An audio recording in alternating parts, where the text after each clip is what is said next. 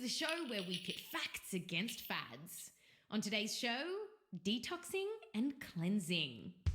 There are a whole bunch of detox diets and cleansing regimes that are designed to remove toxins from your body and help you lose weight.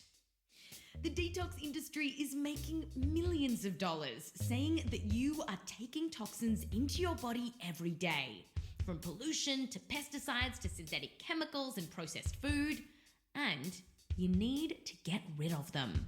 Detox your body, boost your energy, help you drop weight quickly. It's a kind of laxative, isn't it? Release Looks like my starting soon screen is glitched out. Sounds It's pretty cool. Celebrities like Kylie Jenner can be found drinking something called a detox tea. Yes, it's a detox. According to the Gossip Mags, Beyonce is into colonics. That's where you shove water up your butt to get rid of toxins. And one of the biggest detox trends right now is juicing. I don't know why it does that. Gwyneth Paltrow, Sometimes it's fine, the animation on it is fine. And like now it's froze, but it's fine. I can So, I'll still be able to go to the cleanse your live body and get live rid scene. of toxins. Today, we're going to talk you through 4 big types of detoxes. 1. Colonics. 2. Activated charcoal. 3. Juice cleansers. And 4. Saunas. Can you sweat out your toxins? When it comes to detoxes, there are lots of detoxes, but then there's science. Science versus detoxing is coming up just after the break. So let's see.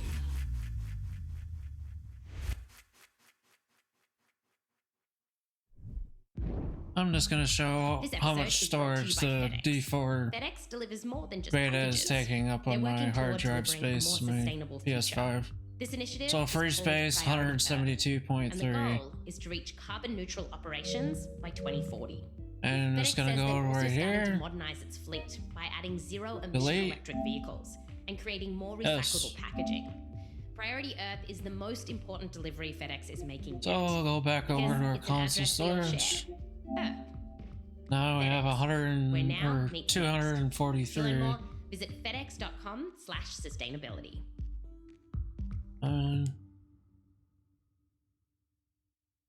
So it's a little almost 72 gigs Welcome that back. I've Today we are all freed up about by deleting detoxing and that. cleansing.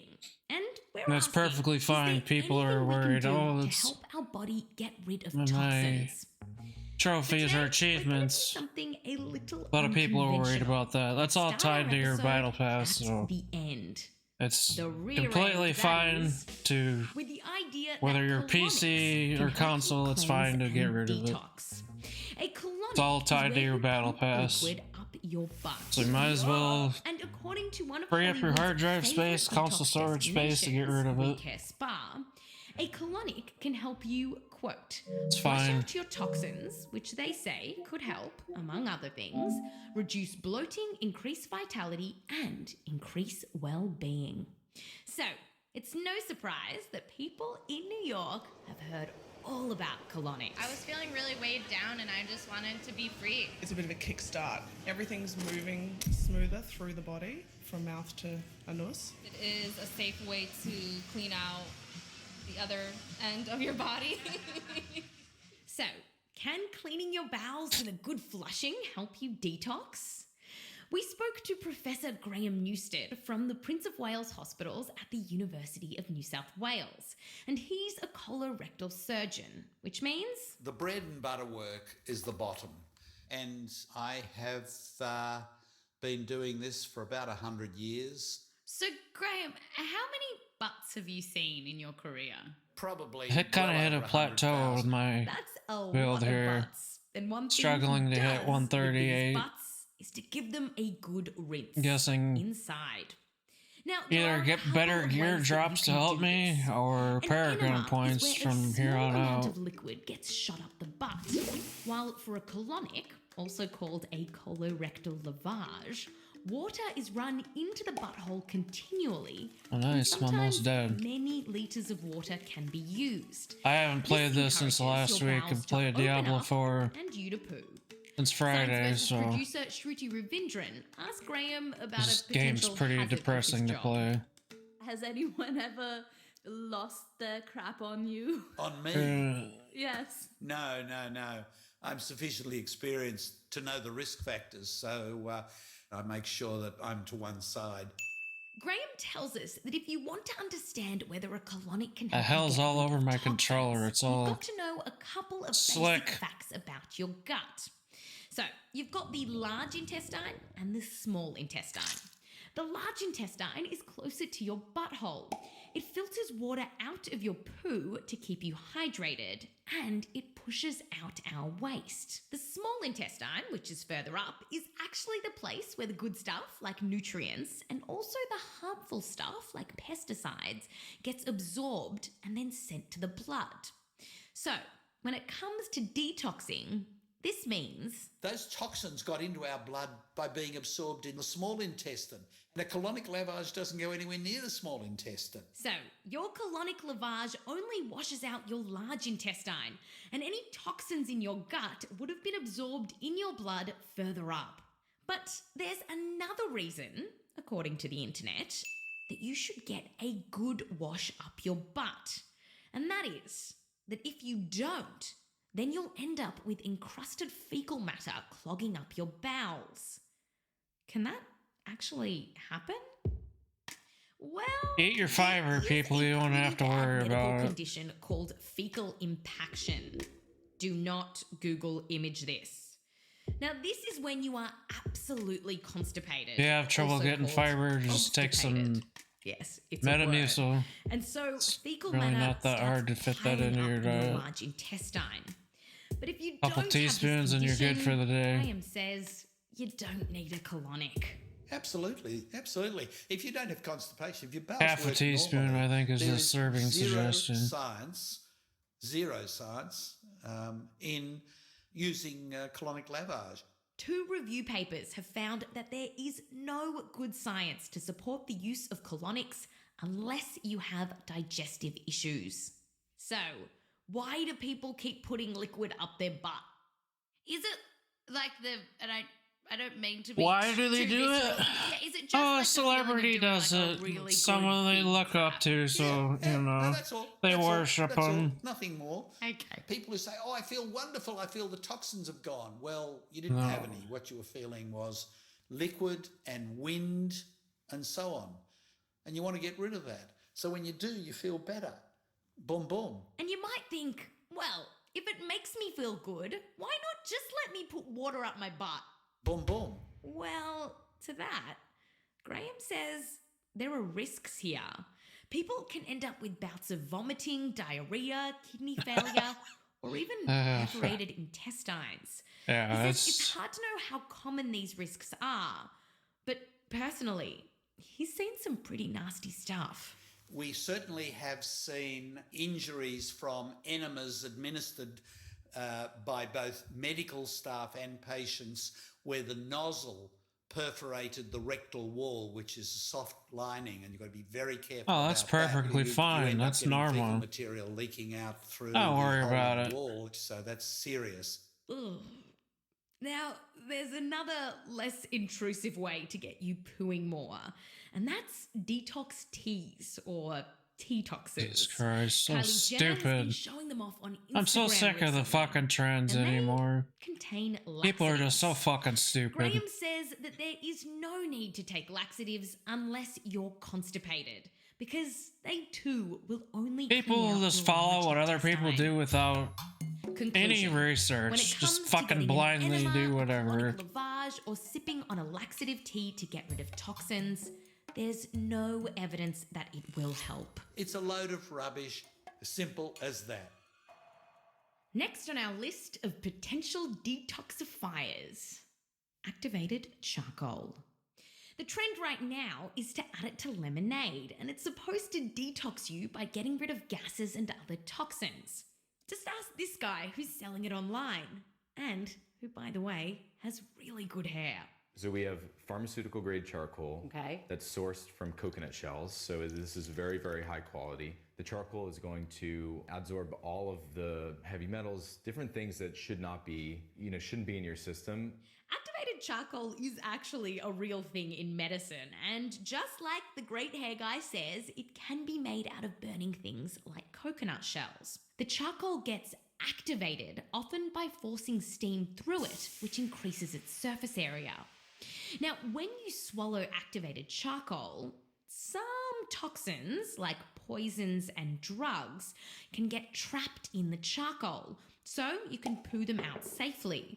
And this is why it's sometimes used in hospitals for overdoses and acute poisonings.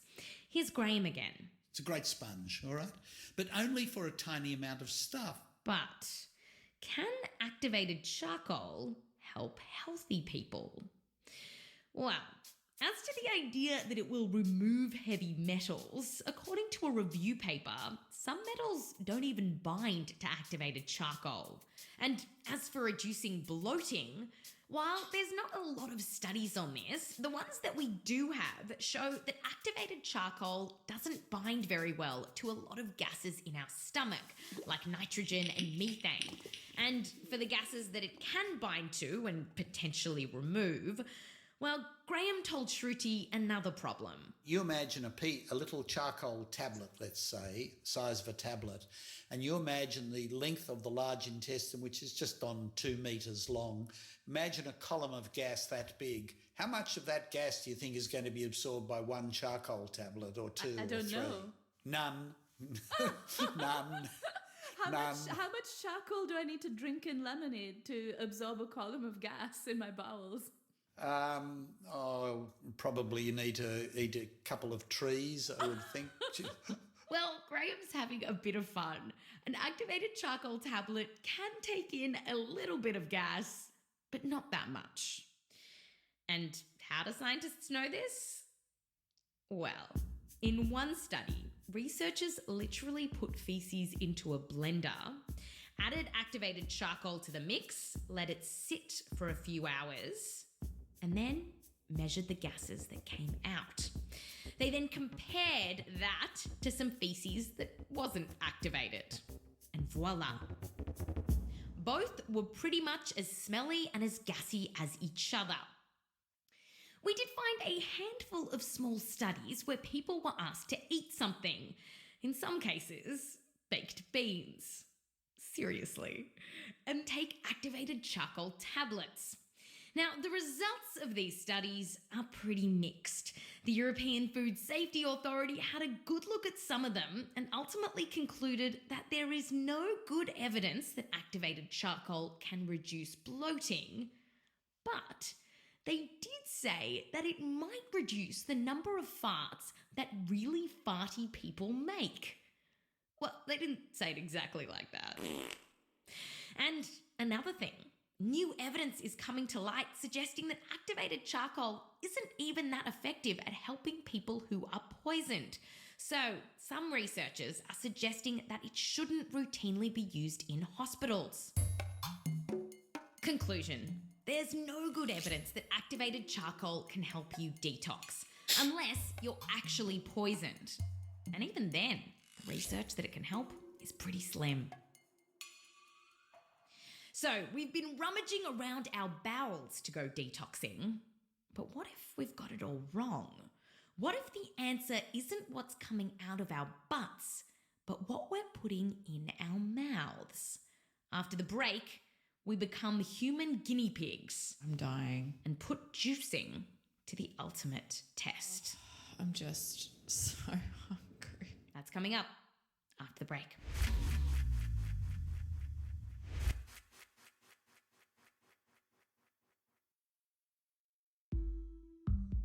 This episode is brought to you by FedEx. FedEx delivers more than just packages. They're working toward delivering a more sustainable future. This initiative is called Priority Earth, and the goal is to reach carbon neutral operations by 2040. FedEx says they're also starting to modernize its fleet by adding zero-emission electric vehicles and creating more recyclable packaging. Priority Earth is the most important delivery FedEx is making yet, because it's an address we all share. FedEx, where now meets next. To learn more, visit fedex.com/sustainability.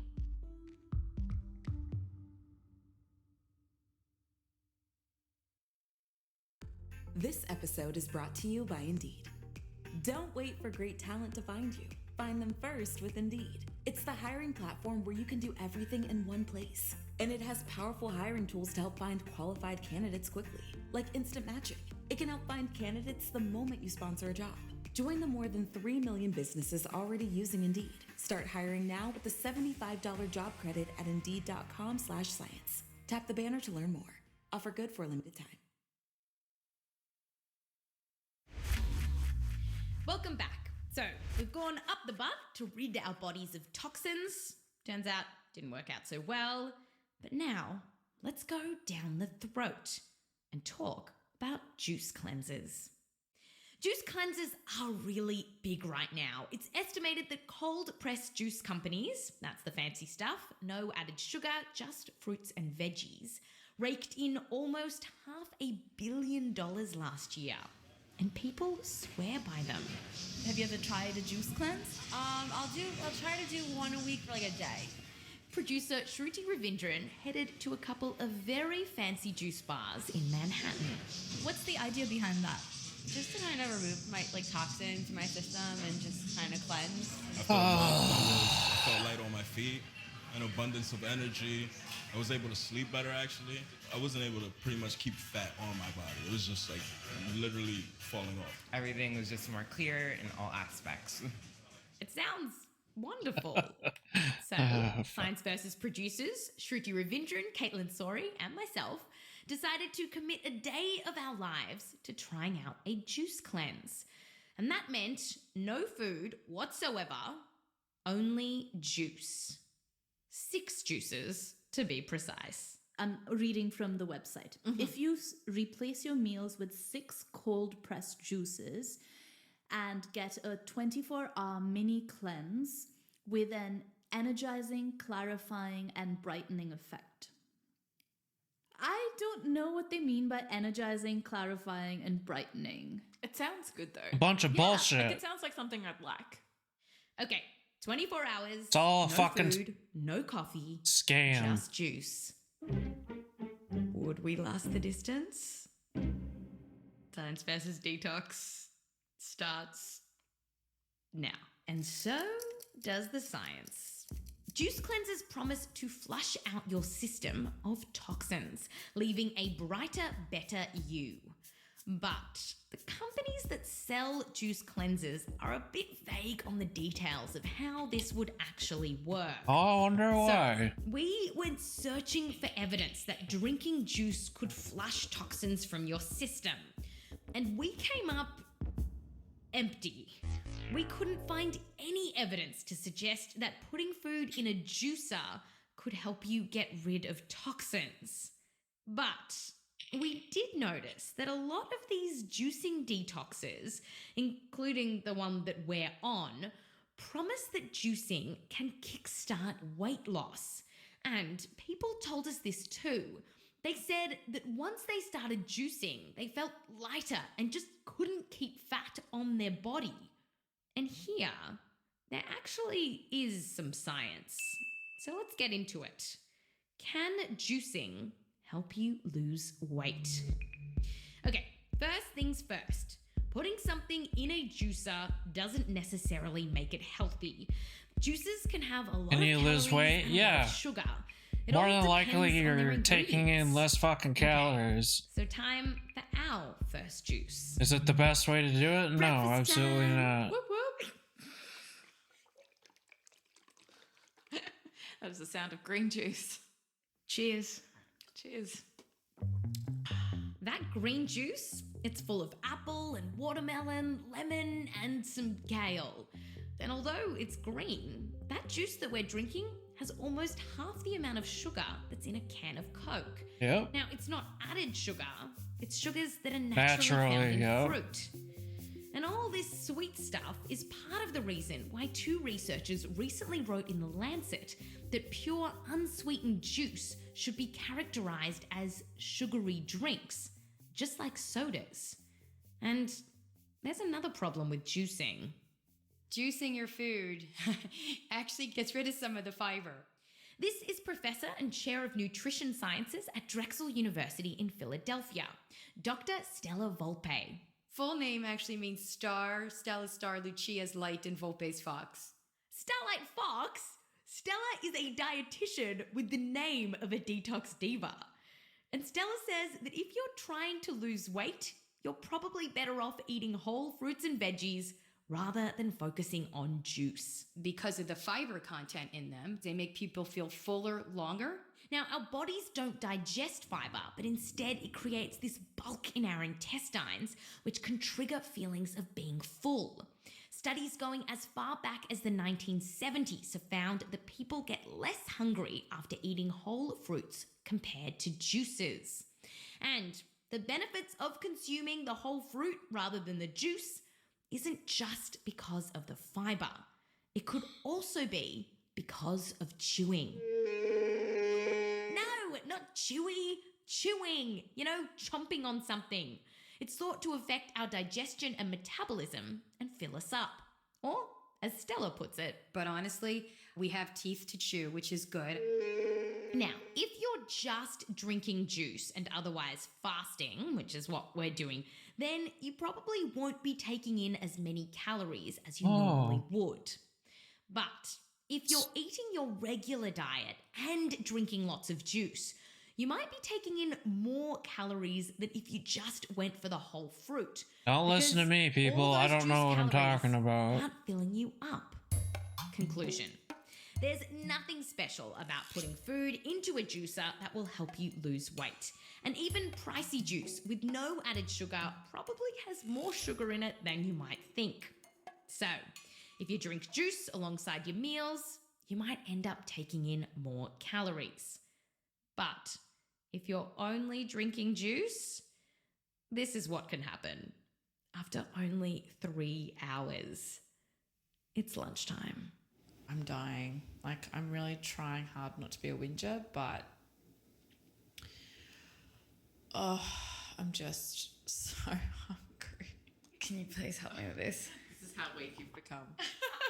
You need me to open your juice. All right, here we go. This is the spicy lemonade. It's got lemon, lime, cayenne pepper, raw agave, and alkaline water. It's pretty good. Oh my God, it's got sugar in it. Okay, so there were a bunch of detoxy sounding foods in our lemonade, but the one we're going to focus on is cayenne pepper because it takes us to another suggested benefit of juicing. And this is the idea that special ingredients in your juice can help you lose weight and kickstart your metabolism. And cayenne pepper is said to do this. Now, if you are looking to shed a couple of pounds, and who isn't, I hope to hear that it's this easy. Red cayenne pepper may do the trick. That the cayenne pepper reduces your that's all you fucking need. And actually burns nothing else. Just instead of drinking or eating, will cayenne pepper help us lose weight? Pound that fucking cayenne pepper. Well, yeah, buddy. Stella, our nutrition expert, get on that treadmill with your fucking cayenne pepper and just fucking rate, which is the number of calories that your body uses when do that fucking marathon. So there's been some evidence that if you add sort of hot peppers to your diet, it's going to increase your resting metabolic rate, but not for very long. Studies have found that when you eat cayenne pepper, the thing that makes it spicy, capsaicinoids, trigger the release of the hormone noradrenaline. And this can trigger a bunch of processes in your body that could increase the amount of calories that you burn.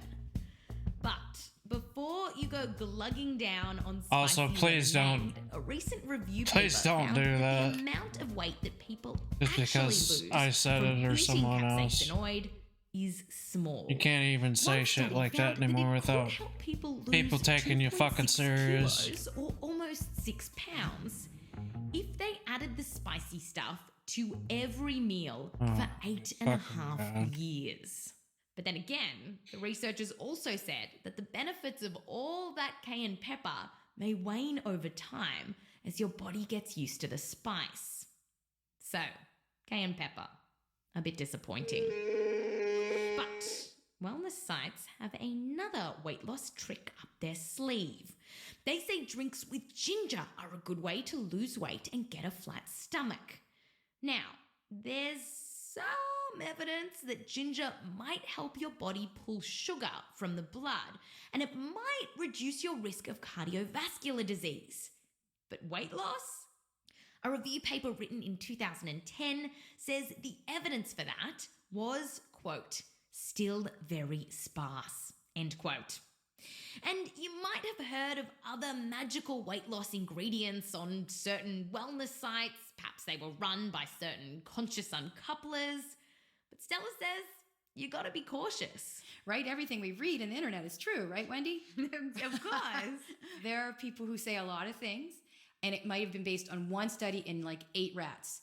And so there's where it wasn't conducted in humans, it wasn't conducted over a long period of time, and it was only one particular study.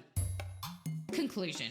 There's no strong evidence to say that special foods help you lose weight or amp up your metabolism in any significant way. And meanwhile, by the late afternoon, I'm so sick of juice. Juice is disgusting. So, is there anything good about having juice in your diet? Well, Stella says if you're not mainlining juice every day, there is one thing that she finds that's good about it. It's a nice way to get a variety of fruits and vegetables in one. Then if it's a day where I haven't gotten a lot of fruits and vegetables as whole fruits and vegetables, then I at least feel a little bit good that I've done that. You know what I mean? And studies show that people who drink pure unsweetened juice, like what we're having, are more likely to have higher intakes of vitamins and minerals than those who don't drink that juice.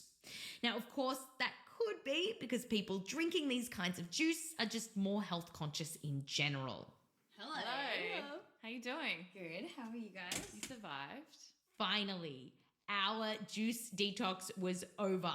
I went to bed hungry with a slight headache. I got made fun of at a bar for drinking juice. But I did it. I consumed only juice and some water for 24 hours. Shruti, Katie, and I met the next morning to debrief. Did you guys all do it? No. What did you eat? I had a cocktail. Sorry, Chad, and I'm then just, there were like these fava beans. for some reason, when I go live, delicious olive oil and those bread. I'm And streaming to YouTube too. My Did you dip it in olive oil? Of stream course. title doesn't want to So yes, I stuck to it, except just before I went to line bed, I up had with a my handful of Streamlabs title. So you did not stick to it. But I looked at the ingredients and they were everything that was already in our juice diet. Ooh. So, Very how did you frustrating. go, I don't know why it does that. In fact, I didn't, but I had an epiphany. Yeah. Because I did start thinking maybe there is something wrong with my diet if I'm getting headaches from like shaking it Whatever. up. Maybe there is something wrong with me. Because why am I not enjoying this stupid ass juice diet? And I was like, and that's how they win.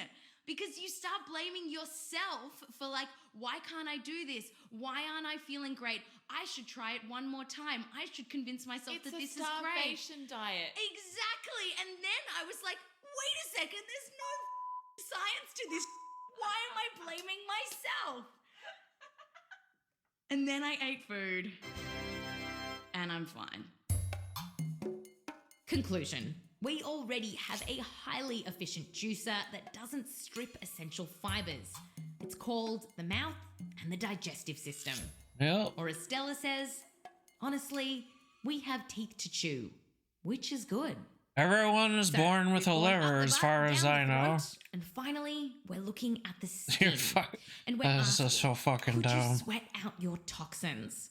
Because lots of detox gurus suggest saunas or body wraps to help flush out the toxins through our sweat. We spoke to Dr. Susan Ram about this idea. Now, when we interviewed her, she was a toxicologist with Harvard Medical School. She's now working for a private pharmaceutical company. Another way that it feels like It all you comes could get down rid to of people toxins being is by lazy. They don't sweating want them to put out. in the fucking Is that work. true? They don't want to work out. They don't want to eat the right fucking There are food. studies that have shown that if you are exposed to certain metals, you can detect traces of these metals in the sweat. There are a handful of studies that have found that traces of heavy metals come out in sweat. But again, it's traces, and the body doesn't really need this path of getting rid of the metals. And why doesn't the body really And they need get this frustrated. path? Well, because Suzanne actually has some great news for detox fans. If people say Get on that fucking they fad. want to detox their body, Bad roller coaster diet. Move on from one thing to the next. On a daily basis. And how are we detoxing on a daily basis? What is detoxing us if it's not juices or enemas or saunas? Well, here we go. Ready for it? It's your body. Be more specific than that. We have kidneys. Yeah. Which is just a big filter, basically. The kidneys are And really your liver. efficiently sifting through your blood for potential toxins to pee out. Plus, we've got another heavy hitter on our side. The second big organ that detoxifies is the liver. Oh, It does a ding, bunch ding, of ding, things, ding. including taking up toxic substances and converting them into something harmless. And then the liver decides whether we poo it out or we pee it out. Suzanne told us that we shouldn't worry so much about toxins. Many of these substances, like synthetic chemicals or processed foods, might sound scary, but they're actually fine if you don't get them in high doses.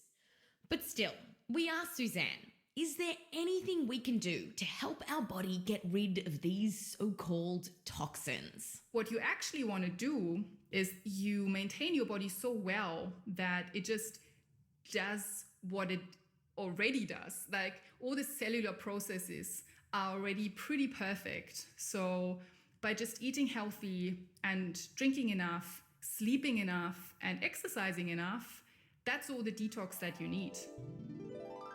When it comes to science versus detox, does it stack up? First, can colonics help us remove toxins? Cleaning your bowels with a wash can feel pretty good. And that's because it's nice to do a big crap, but it's not removing toxins. They've been absorbed further up in your small intestine. Can activated charcoal activate your detox? Well, while it might help some people who have been poisoned, we don't have the evidence to say that it can reduce bloating or get rid of toxins in healthy people. Can juicing flush out toxins? There's nothing about putting food in a juicer that will make it healthier or more likely to get rid of toxins. In fact, juicing removes fiber, which makes it less healthy. Oh. And if you lose weight on a juice cleanse, it's only because you're depriving yourself of food. Finally, sweating. Some heavy metals do come out in your sweat, but more heavy metals come out in your pee and your poo. And that's thanks to your kidneys and your liver. Nothing more required. The point is, a healthy body is doing a pretty good job of detoxing all on its own. Oh, no. But you know who else is doing a pretty good job? The people who are selling this stuff. Hell. The marketers who are telling you that you need a juice cleanser or a colonic or charcoal lemonade. And what these people do is they just come up with some weird claim. They have no real mechanism of what their product is actually doing. You know what? No proof. I don't feel sorry for the people that buy into that shit. Nothing, and they still want to make money with Do it. your own And we fucking take it. research. That's science versus detox. This episode has been produced by You're too Shruti lazy to Ravindran, do me, research, Zuckerman, and then Heather Rogers. by all Our means. senior producer is Caitlin Sori. We're edited by Annie Have Rose fun. Strasser and Blythe Terrell. Fact-checking by Michelle Harris with help from Rose Rimler. Sound design by Hey, whatever Michael makes you Peralta. happy, I Music guess. written by Bobby Lord. An extra thanks to Lynn Levy, the Zuckerman family, Joseph Lavelle Wilson, Tori Armul, Dr. Naveed Sattar, and Dr. David Jorlik. Next week, we look at vaccines. With concerns rising, we're asking, how safe are they? The baby's eyes were rolled back and they were twitching and jerking, and I mean that I'm twitching right it's now. such it's heartbreaking. I'm Wendy Zuckerman. And yeah, Talk to you next my time. Twitch stream is pretty heartbreaking. Is there anything you wanted to add? I think But you've I'm over drained it. me. I feel as though I've had an enema. Hi, Hi, I'm Wendy Zuckerman, and you're listening to Science Versus. On today's show, vaccines. This is the show that pits facts against tickling. And that's Heather Rogers, our reporter, and her little kiddo, Leo. We're sharing a microphone. Is that okay, or should I? You have to talk into your own microphone. He is 4 years old now. And oh my gosh. He has these beautiful big eyes, and he likes stories. Scary stories, funny stories, spooky stories. And he likes to snuggle in the morning. I do. So has Leo gotten vaccinated? He's got some of his vaccines, not all of them. Back when Leo was little, some people in Heather's family had brought up questions about vaccines. And around the same time, she'd heard from some friends that they weren't getting their vaccines exactly as their pediatrician told them to. I knew some parents who had spaced them out and who said, like, no, I don't want to give my baby vaccines all at once, like on the way that the doctor wants you to do it. And then I was like, well, should I have done that? Like, is that smart? So why are parents worried about this now? So if you took your baby to get shots in the 1980s, like by the time they were 1, they would have had something like 5 shots. And today, you take your baby to go get shots and they get something like 20 shots before the time they're 1. So next time Heather took Leo in for his routine vaccination, she asked her doctor about it. And I said, can you tell me about the side effects? And the doctor looked at me and kind of like scoffed. And she said, are you serious? It was very disorienting. I was just like, why do I feel like I did something wrong by asking? So I have to be honest with you. I'm on the pediatrician side. Yeah, I would expect you to say that, Wendy. But the thing is, a lot of parents are worried about this. So a Pew survey just came out that said 43% of parents of young children think that vaccines come with a medium or high risk. 43%. Wow. Yeah, getting close to half. Okay, so parents have questions. And as fears about vaccines grow, vaccine rates can drop. And we've seen the consequences of this in pockets of the US, where diseases that we thought we'd gotten rid of have come back. The measles outbreak at Disneyland has proven it's a small world after all.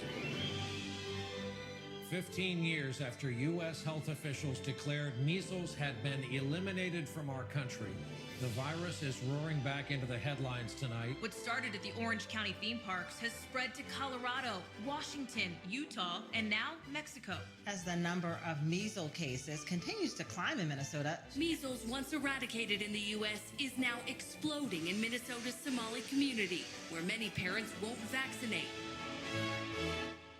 And so for parents who worry about the risks of vaccines, it can feel like they're stuck between a really hard choice: expose their kids to diseases or potentially dangerous vaccines. And for parents like Heather, who just want to know the risks, she says it's hard to get good information. In doing this story, I've gotten to talk to experts, to researchers, and I've been able to do things like, okay, look, I have this question. Like, can you answer this for me? Like, I'm a parent and I want to know the answer to this question. A lot of parents want to do that and don't have the opportunity. So today, Heather and I and the team at Science Versus, we are going down the rabbit hole on childhood vaccines to answer the following questions. 1. Is there any link between vaccines and autism? 2. Are kids getting too many shots too young? 3. Can vaccines cause seizures? And 4. What can happen if you don't get your kid vaccinated? When it comes to vaccines, there are lots of scary stories, spooky stories. But then there's science. Science versus Vaccines is coming up just after the break.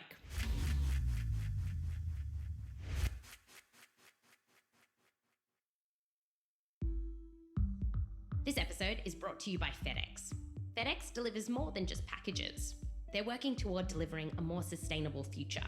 This initiative is called Priority Earth, and the goal is to reach carbon neutral operations by 2040. FedEx says they're also starting to modernize its fleet by adding zero-emission electric vehicles and creating more recyclable packaging. Priority Earth is the most important delivery FedEx is making yet, because it's an address we all share, Earth. FedEx, where now meets next. To learn more, visit fedex.com/sustainability.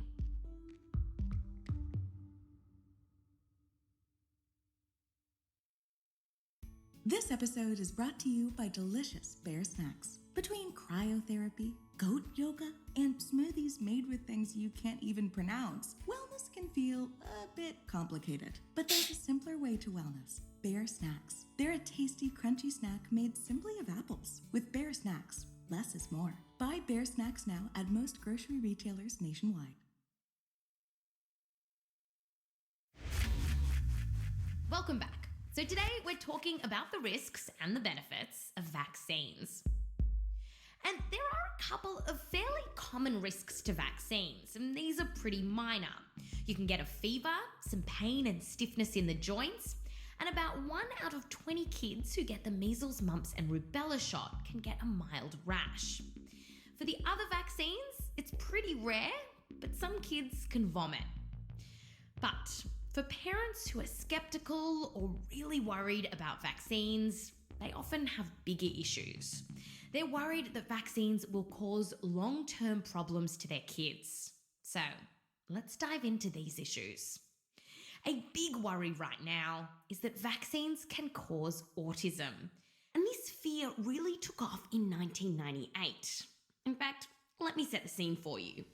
Monica Lewinsky had just become the world's most famous intern. Everyone was laughing at Cameron Diaz's hair in There's Something About Mary. And this was the song of the summer. Anyway, back to vaccines. As more and more kids were getting vaccinated, a curious thing was happening. More and more kids were getting diagnosed with autism. In California, a report compiled by the Department of Developmental Services documented a 273% increase in autism cases in the state over the past 11 years. And some parents were freaking out. It felt like all of a sudden autism was everywhere. You couldn't tell anyone without them saying, oh, I have 2 autistic kids in my class, or our next door neighbor has a child with autism. Kids seemed normal until they were toddlers, and suddenly they would start having these problems communicating and interacting with people. And a really unnerving part of all this is that no one knew, and in fact, we still don't know, what causes autism. Some parents, and even some scientists, started wondering, what if these shots that are supposed to protect kids against disease actually hurt your child? Soon, several theories cropped up as to how vaccines could cause autism. And one that got a lot of attention was that the vaccine for measles, mumps, and rubella was the culprit. So, can it cause autism? The person who first championed this idea was a British doctor by the name of Andrew Wakefield. And you might have heard of him. He's since become a big campaigner against vaccines. Here he is speaking last year on InfoWars. Yes, this is the same show that called the Sandy Hook school shooting a hoax. 1 in 2 children born in 2032 are going to have autism. That is absolutely unacceptable. So whatever the media say about me, whatever the politicians say about me, it doesn't matter. What matters is the future of this country, and the future of this country is its children. But that's the Andrew Wakefield of today. Back in the late 1990s, Andrew was quite different. He was a gastroenterologist working at the Royal Free Hospital and School of Medicine in London. And his research, which connected the measles, mumps and rubella vaccine to autism, was being published in a prestigious journal, The Lancet, and it was being taken seriously. So let's take a close look at it. Andrew and his colleagues studied 12 kids, some of whose parents said that they had gotten autism soon after getting the vaccine. Now, specifically, Andrew was looking at the kids' guts, and he found that some of them had a bit of inflammation in there. Now, from that, he thought, that vaccine must have caused the inflammation, which then led to their autism. Now, even though this was a really small study, which, when you think about it, it didn't really prove anything, Andrew drummed up a lot of media attention and started telling parents not to vaccinate their kids with the measles, mumps and rubella vaccine, also called the MMR. He is on ABC News. There is a great deal of evidence stacking up to suggest that the parents, their contention that their child regressed after MMR is indeed correct. Scientists scrambled to figure out if Andrew was right and that the measles, mumps and rubella shot could cause autism. The first studies that put Andrew's theory to the test came out about a year later. And while that's fast in the world of science, it wasn't fast enough. Science takes time. I think the time was not on our side. Daniel Salmon is a professor of public health at Johns Hopkins University, and he says those studies were too late for public opinion. If we would have had good, solid data sooner, I suspect that public concerns wouldn't have grown as quickly as they did, and people might have been reassured by those data. One of the first follow-up studies looked at every kid diagnosed with autism in a part of the UK. This was almost 500 kids. And it found no link between the measles, mumps and rubella vaccine and autism. Soon, more and more studies would come out involving well over 1 million children, all showing no connection between getting the vaccine and kids getting autism. Those studies were done by different investigators, different scientists in different countries using different methods, and they were all negative. Meanwhile, Andrew Wakefield's original paper was retracted. It turned out that he had messed around with facts about the patient's medical histories, and by 2011, an editorial in the British Medical Journal called the paper, quote, fatally flawed both scientifically and ethically, end quote. He lost his license to practice medicine, and now Andrew goes on shows like InfoWars, where the hosts say things like this. What do I do, Lord? Destroy the child. Corrupt them all. This is their plan, people. These are demons. They're frickin' interdimensional invaders, okay? Hillary Clinton is a goddamn demon. Conclusion. Lots of work has been done looking for a connection between autism and the measles, mumps, Put chemicals in the water and turn the frogs gay. Has been found. But that's just one vaccine and one theory. There's another idea about how vaccines could be causing autism, and that's mercury. Mercury is sometimes used as a preservative in vaccines in a form called thimerosal. And in the mid to late 1990s, Americans started getting really worried about mercury. The FDA was issuing warnings to pregnant women not to eat certain fish. There were moves to get mercury out of thermometers. Even Neil deGrasse Tyson tried to stop mercury from being a planet. Okay, so we made up that last one. But seriously, officials wanted to rid the US of mercury. And that's because mercury is a big deal when people are exposed to a lot of it. It can damage the nervous system and the brain, making people kind of kooky. Which is actually where the term the Mad Hatter comes from, because hatters used to use mercury to make their hats. All about the dose. Mercury exposure is serious. It can affect how people talk and move, which to some sounded like the symptoms of autism. So, could the little bit of mercury that's used as a preservative in vaccines cause autism? Amy Kalkbrenner is a public health researcher at the University of Wisconsin in Milwaukee, and she looks at various things that might cause autism, from vaccines to even pollution. And Amy says that her mum saw this career coming. She actually claims that pollution was an early word of mine. So sometimes I do have to smile about that. No way! So it was like mama, dada, pollution. That's what my mom claims, yes. So, to find out if that type of mercury, thimerosal, in vaccines was linked to autism, Amy combed through a raft of studies. One followed nearly 500,000 kids, some of whom got vaccines with thimerosal and others who got vaccines without it. And the researchers found that there was no difference in autism rates between the groups. And Amy found that same result in studies over and over again. The long story short is that there's not evidence that vaccines containing thimerosal were associated with autism. And Amy says that it's important to know that the form of mercury that's used in vaccines, thimerosal, is actually less dangerous than the mercury that's found in fish or in thermometers. So, the science on this one is settled. The research is good. It is decent enough to say that we're not showing associations and it's time to move on. Just with this and another thing, getting gear for... These days, mercury isn't even I've in never most had so childhood much vaccines. It was taken out of them while getting America gear for was other freaking classes. out over mercury more than a decade ago. Now, while mercury is still in the influenza vaccine, parents can ask their doctor for a version without it.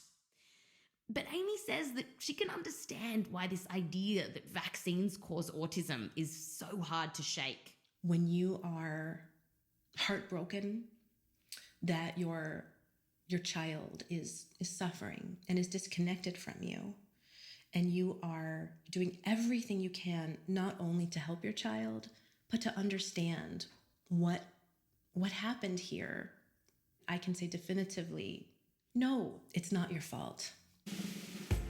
Conclusion. The idea that mercury causes autism has been studied over and over again, and there is very convincing evidence that it doesn't. Next question. Is it safe for kids to get a lot of vaccines at once? Kids these days get vaccinated for hepatitis B, measles, mumps, rubella, diphtheria, pertussis, tetanus, chickenpox, polio, and more by the time they're 2 years old. And some parents are worried that this is just too many vaccines. In fact, this is what Donald Trump was talking about on the campaign trail. I had my children taken care of over a long period of time, over a 2 or 3 year period of time, same exact amount. But you take this little beautiful baby and you pump, it looks just like it's meant for a horse, not for a child. Okay, so these syringes might look scary, but the important question is this. Could having a lot of different vaccines over a short period of time be harmful to kids? There are fears that, again, all of these vaccines could be causing autism. And on this particular scientific question, there actually aren't a lot of long-term studies. One that we did find looked at the immune response to vaccines of about 1,000 young kids. And from that, it suggested that there was no link between how many vaccines a kid got and whether that kid developed autism. And to Daniel Salmon, our professor at Johns Hopkins University, he says that while more research is always good, the idea that kids getting too many vaccines are now what's causing autism just feels like the latest claim in a debate that won't die. Part of what's happened with autism, it's a bit of a whack-a-mole game. The first theory was that it was the MMR vaccine. And when the evidence became compelling that it wasn't the MMR vaccine, then people said, oh, it's the preservative. And then people said it was the number of vaccines. That's a good point. But Heather, our reporter, had heard it's like grasping for fucking straws at this point. Like that all these vaccines it's gotta be one of them. We'll find it eventually. Handle, which could mean that the baby would be at an increased risk of getting allergies or asthma. So we got Heather to look into this. So Heather. Yes, Wendy? What did you find on this question? I found a big 2013 report from the Institute of Medicine, and it said that while each new vaccine is thoroughly tested individually, these vaccines aren't necessarily tested together with all the other vaccines. That's kind of surprising, I've got to say. It is, yeah. So there have been a few studies, quite large studies actually, with several thousand people that are testing to see if getting a lot of vaccines increases the risk of things like asthma or allergies in kids. And what they're finding is that these vaccines don't cause those things. Yes. So while there are some unknowns here about the safety of all these vaccines, parents have to weigh those risks against the possibility that their kid won't be protected from a potentially really horrible disease. Don't be fooled by measles. For centuries, measles has disguised itself as a harmless childhood disease. And that's coming up after the break. Plus, another concern, that vaccines are causing seizures.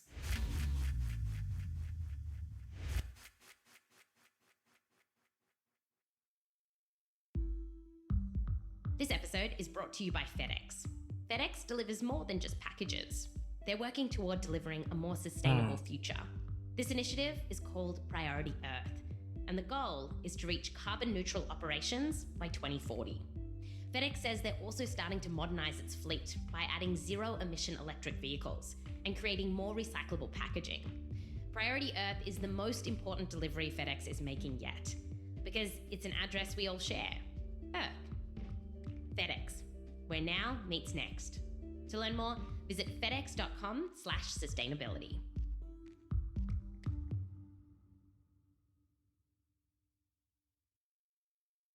This episode is brought to you by Indeed.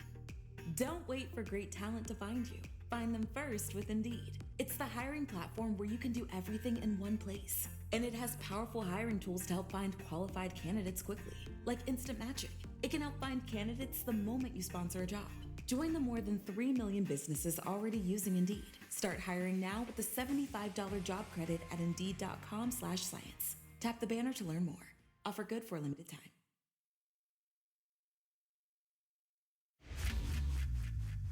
Welcome back. So far, we found no evidence of a link between autism and vaccines, despite a lot of research looking into it. But what about the idea that vaccines can cause seizures? According to the Centers for Disease Control and Prevention, this is one of the most common concerns about vaccines that parents have. And we'll tell you right up the front that yes, vaccines can cause seizures. And here's how likely that is for two of the most common childhood vaccines. About one person out of every 3,000 who get the measles, mumps, and rubella vaccine will have a seizure.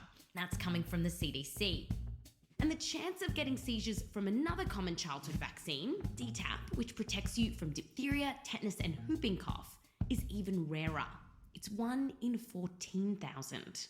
We called up Professor Ingrid Scheffer, a neurologist for kids at the University of Melbourne, to find out how serious these seizures are. Professor Scheffer's office. Ingrid is a busy lady.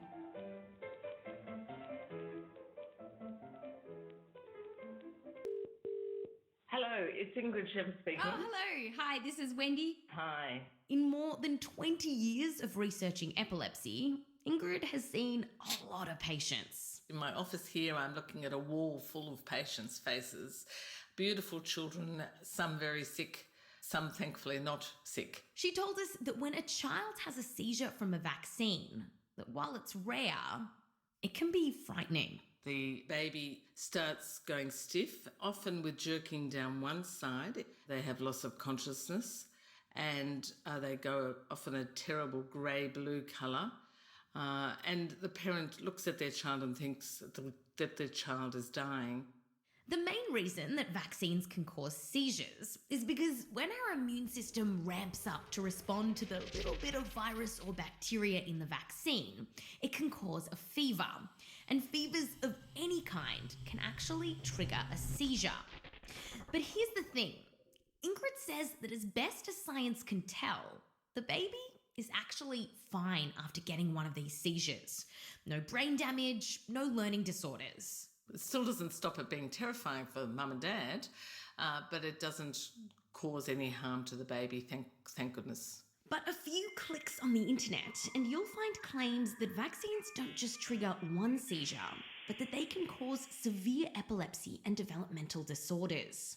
And in the 1970s, a lot of doctors actually thought this too. Reports were being published of rare cases where kids who were totally healthy would get a seizure soon after getting vaccinated. And then they'd get another seizure and another seizure, eventually developing severe epilepsy and permanent brain damage. Doctors even had a name for this. They called it vaccine encephalopathy. In other words, brain damage caused by vaccines. Vaccine encephalopathy was rare, but was certainly diagnosed around the world, and there were... So the pronunciation of encephalopathy, encephalopathy? In the US, you say encephalopathy. In Australia and England, you say encephalopathy, but thankfully we all understand each other. Oh man, they've even got a different... Why would they have different pronunciation for such a specific word? Potato, potato, tomato, tomato, what do you mean?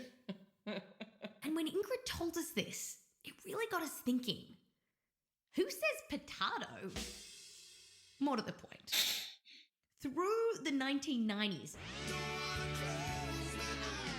as doctors were diagnosing the rare patient with vaccine encephalopathy, epilepsy researchers were working out that there were different types of epilepsy, some really severe. And, critically, they were finding out that these epilepsies could be caused by your genetics. And this is where Ingrid and her colleagues thought, hey, maybe vaccine encephalopathy isn't due to the vaccine at all. That is, maybe these kids had a genetic mutation which gave them epilepsy. By the early 2000s, the specific gene for a very severe type of epilepsy, Dravet syndrome, had been identified. And now, Ingrid could test her idea. She did genetic tests on 14 of her patients who were diagnosed with vaccine encephalopathy, and she was searching for that Dravet syndrome gene. She found it in 11 of the patients. We put together all the pieces of the puzzle and showed that it really had been a misdiagnosis.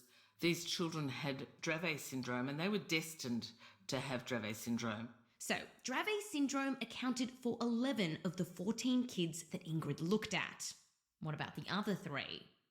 Well, Ingrid thinks that they have some other kind of genetic epilepsy tied to a gene that we just haven't discovered yet.